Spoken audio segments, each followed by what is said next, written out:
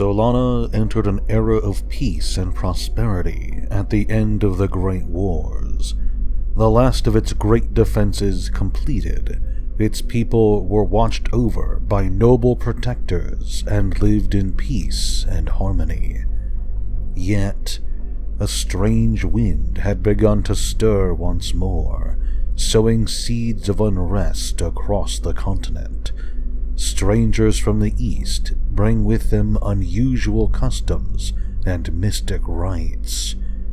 To the south, blasphemous cults gather, driven by greed and gluttony.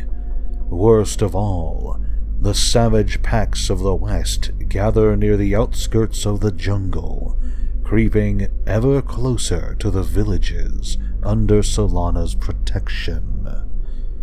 Amidst the brewing storm, the Hand of Soul gathers in ever larger patrols, permanently stationing knights in villages across the Golden Fields. As terrible beasts begin to emerge, Solana's scholars continue to search for a possible cause, while the Knights of the Hand of Soul defend the innocents from the horrors that threaten to overwhelm them all. Childhood. For centuries, the Ironsong family have prided themselves on their reputation as master blacksmiths. The first generation of the bloodline were awarded the name of Ironsong for their work with weapons and armor, forging some of the finest in all of Solana. In the years since, they have passed down their trade secrets from generation to generation, preserving the Ironsong name. Dorinthia Ironsong was an only child with a penchant for mischief. Her earliest memories are of the forge, and the heavy scent of smoke hanging in the air as she watched her parents work, expertly crafting graceful blades and sun-blessed shields. Her mother would often talk to her while smithing, explaining everything to her curious daughter. When she wasn't in the forge with her parents, Thea could usually be found with Minerva, the reserved, steely-eyed woman who ran the golden chariot next to the Ironsong forge. Her parents had known Minerva since they were children, long since passing the line between friends and family. While Thea knew that Minerva had been born outside of Solana, the innkeeper was incredibly private and rarely spoke about her past. In the mornings, Thea helped out with minor chores, sweeping and cleaning the tavern before returning to the family forge in the afternoon. Then, as all the guests were settling in for their evening meal, she would take up residence next to the fire and listen to the chatter around her. Thea was fascinated by the patrons that came to the inn, many of them travelers visiting from outside of Solana. She loved to listen to them tell stories from their hometown or describe the things they had seen on their travels. Most travelers came from the villages under Solana's protection, following one of the many paths leading to the Grand City gates. Others, however, came from further afield to visit the Great Library of Illumination or listen to speeches in the amphitheater. The busiest time of the year, however, was during the Solstice of Laurels. The solstice took place once a year, equal parts celebration and ceremony for the Hand of Soul. Great processions of knights clad in ceremonial armor strode through the streets of Solana, gathering at the base of the amphitheater. Templars, radiant in gold and ivory, marching with their weapons held high, their masks gleaming in the light of the sun. Trainees, squires, knights, all stepping forward to receive the blessings of the Grand Magister, where some were commended for completing their training, recognized before all of Solana. Others were commended for their excellence and dedication, proudly accepting their promotions. After them, a few blessed individuals stepped forward to be inducted as Templars, receiving their masks with honor. Thea always looked forward to the solstice. Sitting high above the arena, she would watch as the Knights of Solana marched forward in perfect unison, their heads raised high with pride. Visitors came from all over Wrath to witness the ceremony and see the noble men and women who would become the new generation of knights in the Hand of Sol. After the ceremony had concluded, she would make her way back to the Golden Chariot to listen to travelers talking in hushed whispers, their voices full of awe as they spoke of the solstice and the radiant knights who marched beneath the light of the sun. The Awakening. While Thea admired the Hand of Sol, she already knew her destiny. Her family had been chosen long ago to serve Solana as master blacksmiths, and she was proud to continue the Iron Song legacy. So, when the day finally came for the awakening ceremony, on the eve of her 8th birthday, Thea was ready to don the blacksmith's apron and join her parents in the forge. Following the Chancellor into the ceremonial chamber, Thea went to stand at the center of the room, looking around at all the objects lining the walls. She searched for the gentle light of a blacksmith's hammer activating, awakening, glowing like a dying ember in the heat of the forge. Yet as Thea waited, she did not see a hammer, nor an anvil, tongs, or the blacksmith's heavy apron. Instead, hundreds of swords all began to shine, resonating with the light of Sol.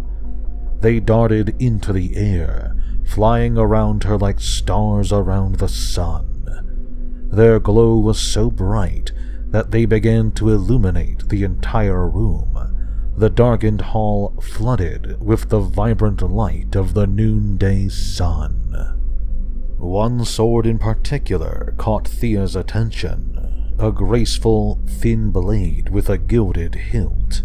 It circled closer and closer, and on its next pass, Thea reached out and plucked it from the air, grasping it tightly in her tiny hand. All at once, the rest of the swords fell to the ground with a sharp clatter, still and silent upon the marble floor. The next day, the Archon of Thea's district proclaimed her a prodigy swordsman of great potential, and Thea was immediately enrolled into training with the Hand of Sol. Even as her parents rejoiced, honored that Sol would choose their daughter to be a knight, Minerva only watched Thea quietly, something unreadable lingering in her shrewd gaze. Genesis. Thea's training began with simple classes, taught by scholars from the light of Sol. Their lessons covered everything from the history of Solana to the lands beyond the city walls, to the many creatures of Wrath. As their training progressed, this grew to include theory relevant to their training, such as the structure of different weapons and armor, how to identify their opponent's weaknesses, and how to play to their own strengths. Thea quickly made friends with two of her fellow trainees. Valeria, short and stubborn, was determined to live up to her family legacy, and spoke of her desire to one day become a Templar. Felix was a dark-haired, light-hearted, enthusiastic young boy, excited about their training and filled with gratitude to Sol for giving him the chance to become a knight. The trio were inseparable, spending almost every waking hour in each other's company. Every day, Thea rose from her warm bed above the family forge and traveled to the outer walls to begin training. Solidays through Veridays were spent with scholars and knights in the classroom, learning theory. Exoradays and Maridays were spent training, beginning with drills to learn footwork and technique, before progressing to sparring as they grew older and a little more experienced. Finally, Vesperidays would come, a day of rest, for the trainees to do as they pleased and enjoy the company of their family and friends. Thea, Valeria, and Felix often spent Vesperidays either in the Golden Chariot, listening to travelers' tales, or in the amphitheater, listening to the magisters who spoke the word of Sol. On their way home, strolling amongst the verdant gardens of the Silvarium, they would often talk about the future, dreaming about the day that they would journey outside the walls as Knights of Solana. They wondered aloud about distant lands, imagining what they might see beyond the golden fields. The tales they heard in the Golden Chariot fueled their imaginations, and they dreamed together about the day they would step forward to uphold their sacred duty. Most of all, they dreamt about their future party and the radiant Templar that would lead them beyond the great gates of Solana. Over time, their schedule began to shift, allowing for more time for physical training to perfect their fighting abilities and prepare them for battle. Their lessons covered everything that they might need to survive, information that would be crucial to protecting themselves from the horrors of the outside world. "You have no need to fear the world beyond the walls," Charis told them. Their main instructor, she reminded them to put their faith in Sol.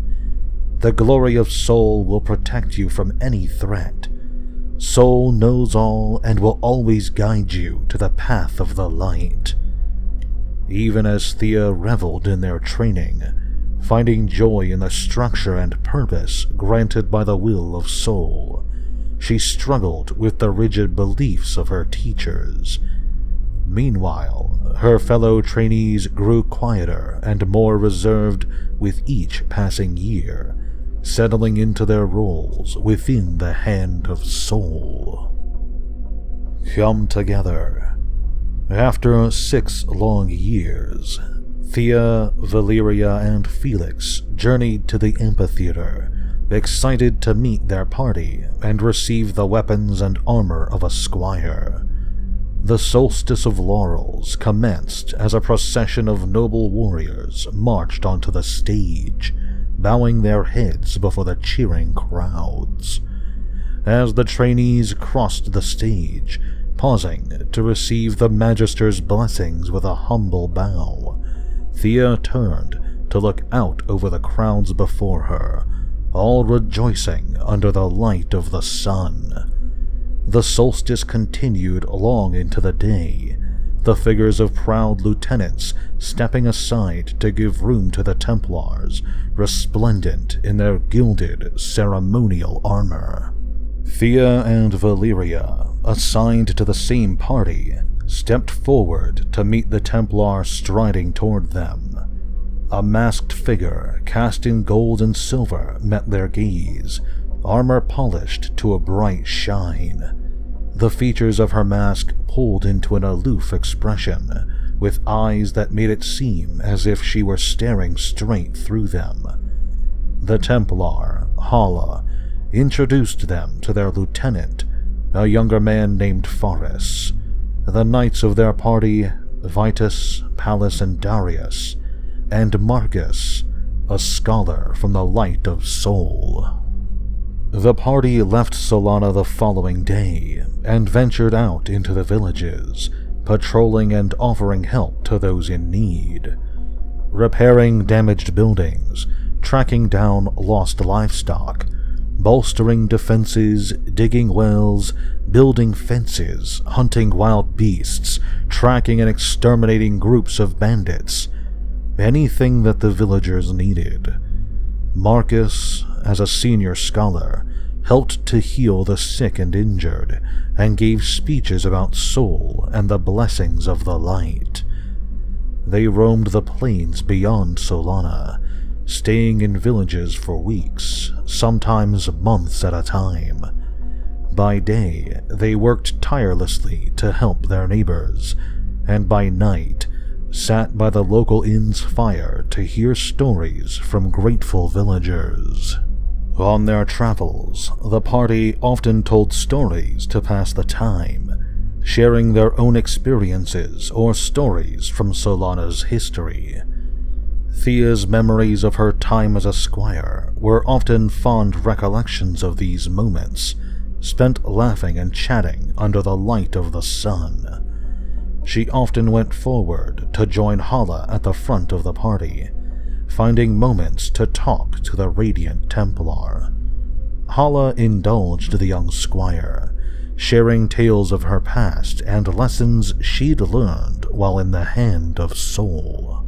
Occasionally, Thea would manage to convince Hala to spar with her, taking advantage of the tiny breaks between their patrols. Wielding Dawnblade, the sword that she had been bestowed during her awakening ceremony, Thea was quick and agile, darting around her opponent with ease. However, the Templar was a relentless opponent, constantly one step ahead.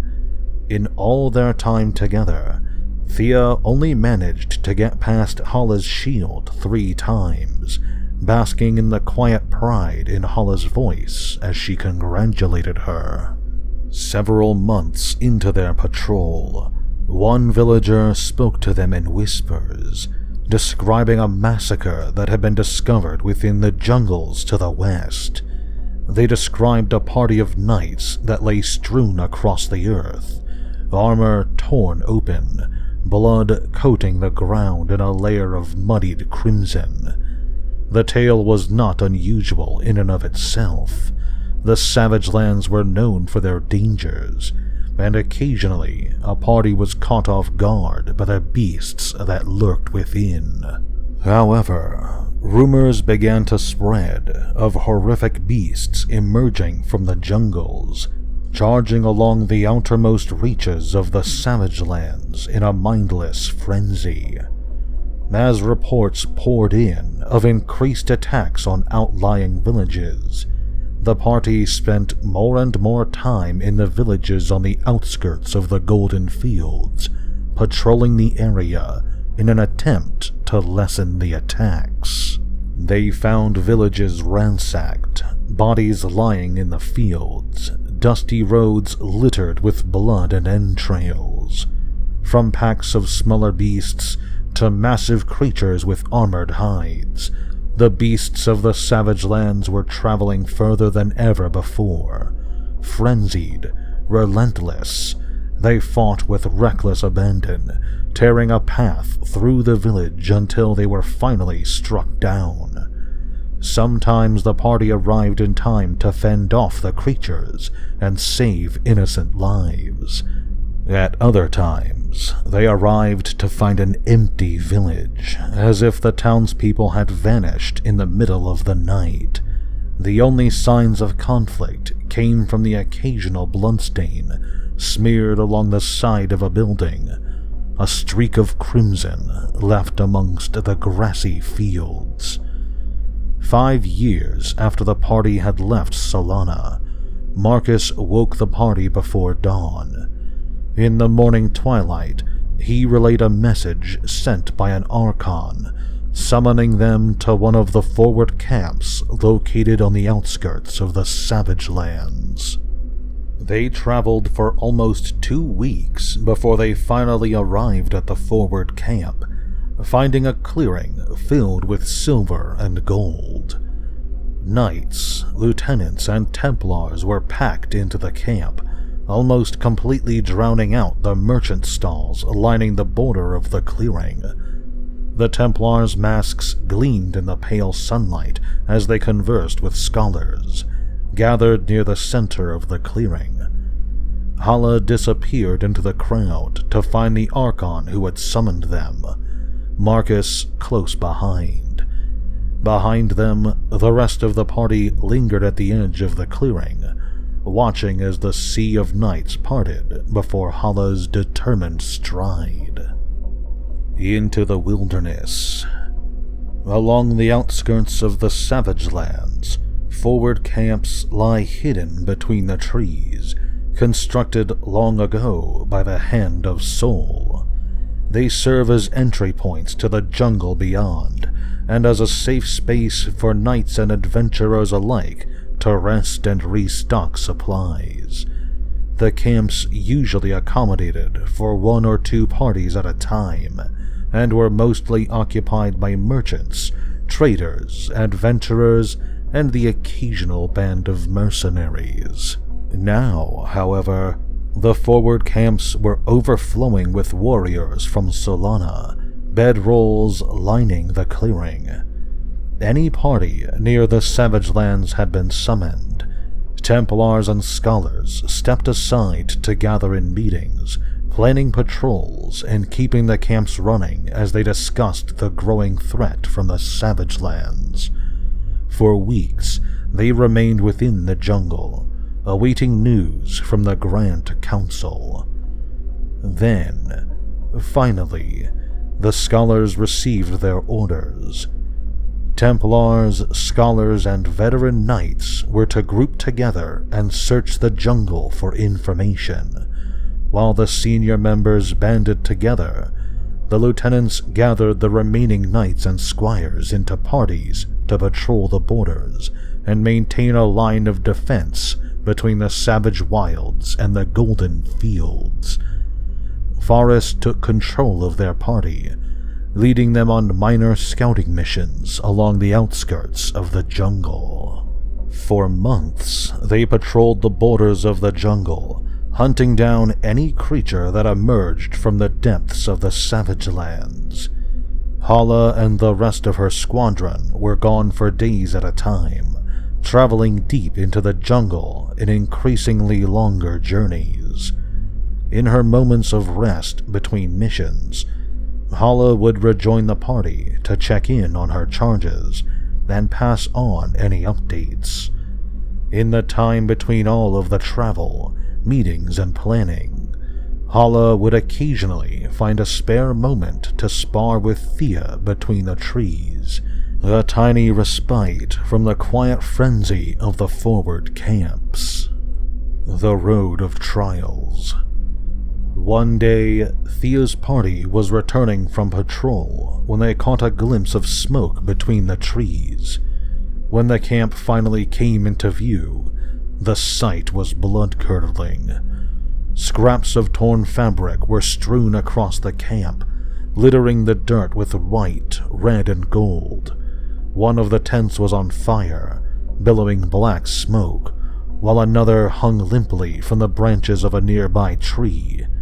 Blood was smeared into the dirt, a dark crimson stain against the dusty earth. A single corpse lay out in the open, head torn from its shoulders. The merchants, mercenaries, and warriors that had been in the clearing hours prior were nowhere to be found. Only a single fragment of dented metal left behind to mark their presence. After several minutes of silence, Forrest relayed their orders from a nearby scholar. Secure the camp, guard the remaining supplies, and wait for the parties to return.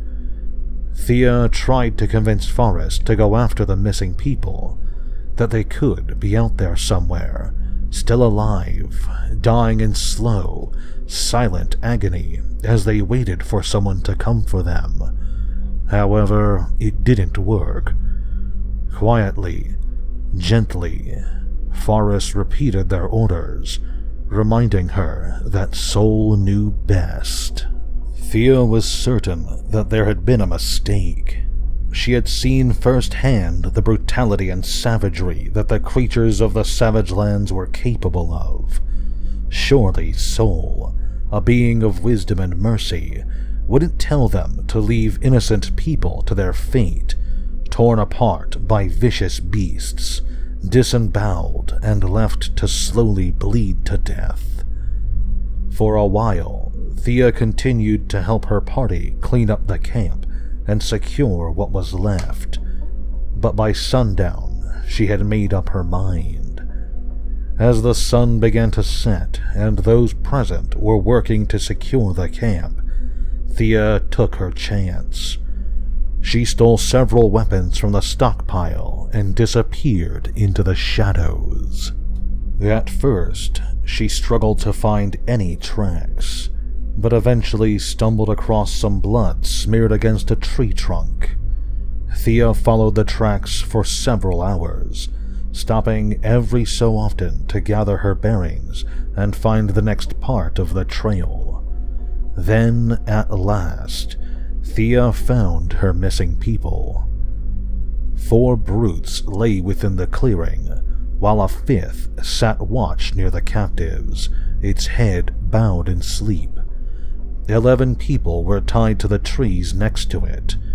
Thea recognized 6 of them as merchants, and 2 more bore the armor of the Hand of Soul. The remaining 3 appeared to be mercenaries, judging by their light armor.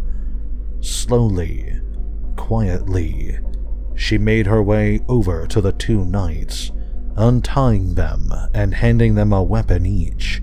While she worked on the mercenaries, she looked over, expecting the 2 knights to already be on their feet and helping others, yet they were still sitting against the tree.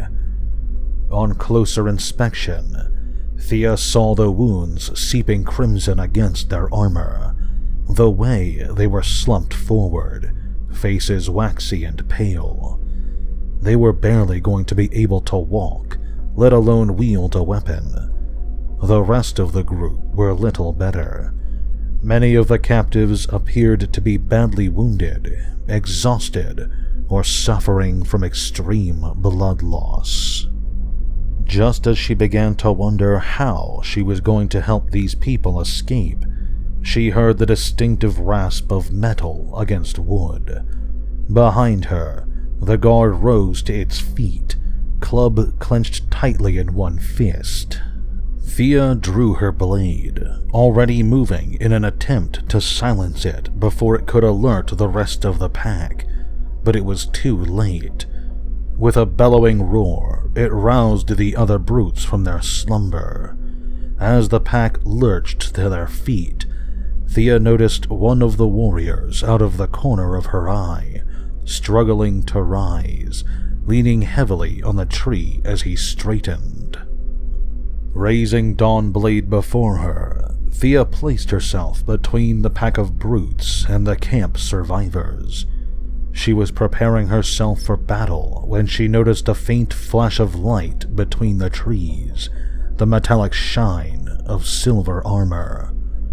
Hala and the rest of her party burst into the clearing, the Templar holding her shield out before her as she charged the brutes, brandishing her sword, shining with the light of Marcus's magic. Within seconds, the group was under attack, and the sounds of fierce battle filled the clearing. The party began to make some headway as one of the brutes ran into the jungle, badly injured. For a moment, it almost seemed as if they could all make it out okay. Yet, before they could defeat the remaining brutes, before they could help any of the captives to their feet, before they could even try to get anybody back to camp, a great bellow echoed throughout the clearing. 9 more brutes emerged from the line of trees, one of them towering high above the others, skin gray and craggy, eyes dark as it charged toward them. They were outnumbered, overpowered, and outmatched. The party had no choice but to flee. As Hala sounded a retreat, charging at the brutes to give the rest of the party enough time to flee, Thea started forward to help the captives struggling to their feet. Then Marcus appeared before her. Blocking her path, he pulled her away, dragging her out of the clearing and forcing her to run toward the camp. As they dashed through the trees, the air was filled with the sound of pained screams, echoing from all those they had left behind. When the morning came, the sun rising to flood the forward camp with light, only 3 members of the party had emerged into the campsite. Marcus and Thea arrived first, supporting Hala between them, gray-faced from blood loss, her head hanging limply from her shoulders. While, with some difficulty, Thea had been forced to leave the others behind, she had refused to return to camp without Hala. The pair found her on the brink of death, badly injured from her battle with the brutes. Even as the scholars rushed to lie her down on a bedroll, calling light to their fingertips, her breathing grew shallower, her wounds still seeping blood. Several hours later, just as Thea was about to give up hope, another group of knights entered the clearing, one of them carrying an unconscious Valeria over one shoulder. For hours, the camp was bustling with activity as other parties returned from scouting missions and damage control. Thea watched silently, oblivious to the commotion around her as she observed her friend. As Valeria finally began to stir, Thea felt a flood of relief wash over her, rising from her bedroll to make her way over to her friend. Yet, when Valeria glanced in her direction, her expression shuddered, and Thea watched as she turned her face away, a burning anger in her eyes. Return to the fold. In the years since leaving Solana, Thea had imagined their return to the city more than once, the party marching through the gates, welcomed by their people, pleased to return to their home. Yet at the age of 19, Thea found the reality to be much different. Their quiet procession through the Fates was somber, the walls pale in the light of dawn as they passed through the city streets. Valeria marched ahead of her, carrying Ventus's shield on one arm, completely silent. Hala sat atop a dark mare, her face still pale, clutching her side with one arm as Thea slowly led her horse forward. Thea could feel Marcus's gaze upon her back, and she wondered idly if Sol was watching her as well, looking on in disapproval. After handing in her armor, Thea made her way back to the smithing district. As she walked down the main street, gaze fixed on the outline of Minerva's tavern, she began to slow, coming to a halt in front of her childhood home.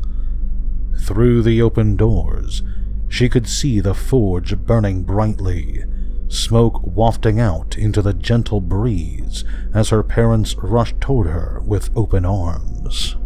She spent several hours with her parents, answering all of their questions with a growing sense of exhaustion. Finally, she found an opportunity to slip away to the golden chariot. The moment that she stepped through the front door, Thea came face to face with the tavern owner's steely gaze. For a moment, both stood completely still, staring silently at one another. Streaks of gray had appeared in Minerva's vibrant auburn hair, dark circles hanging beneath her eyes, fine wrinkles lining her skin. She looked so much older than Thea remembered, and yet somehow it seemed as if she hadn't changed at all. Just as she opened her mouth to say something, Minerva suddenly lurched forward, wrapping Thea in a tight hug.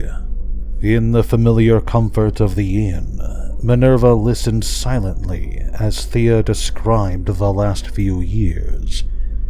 She spoke of the rumors that had spread, of the fear and unease, of the village that they'd found in ruins.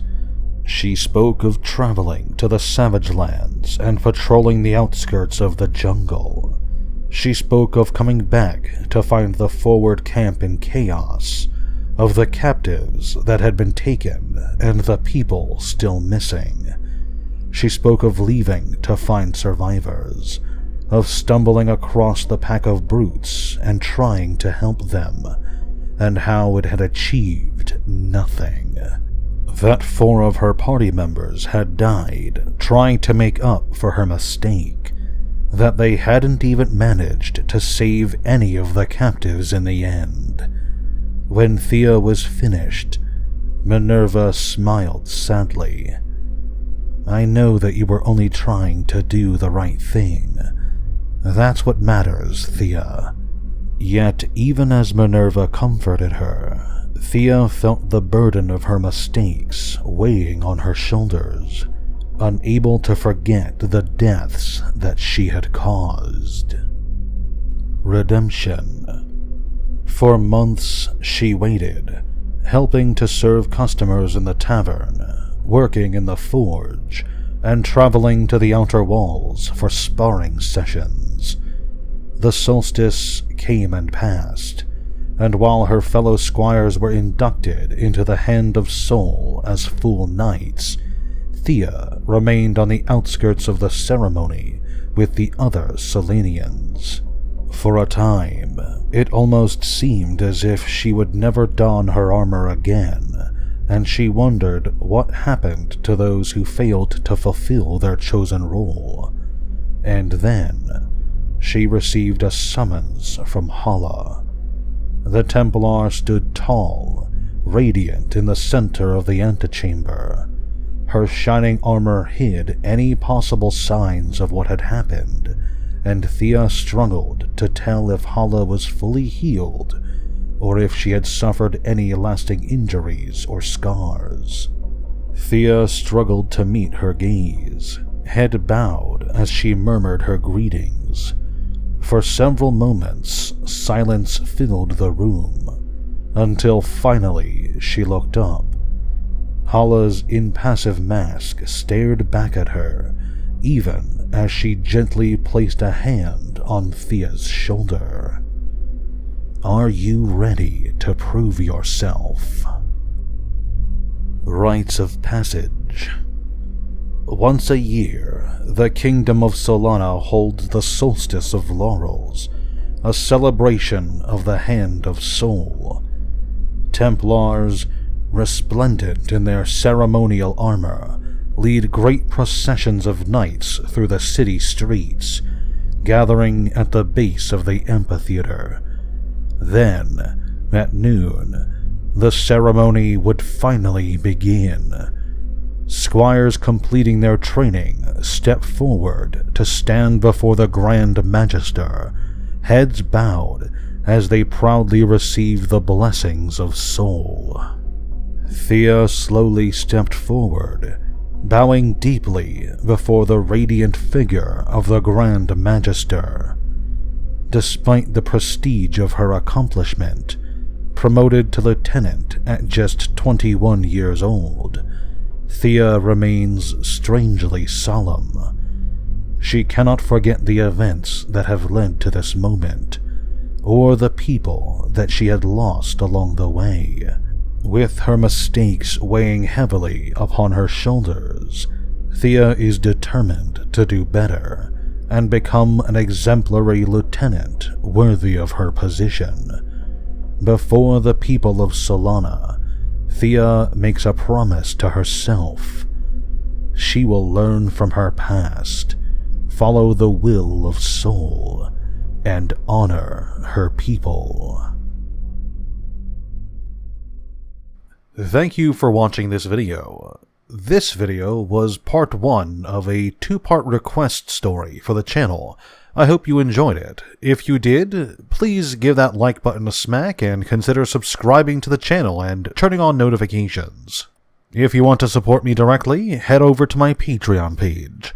Patrons get access to my lore videos early, and I genuinely appreciate their support. Thanks again for watching, and have a great day.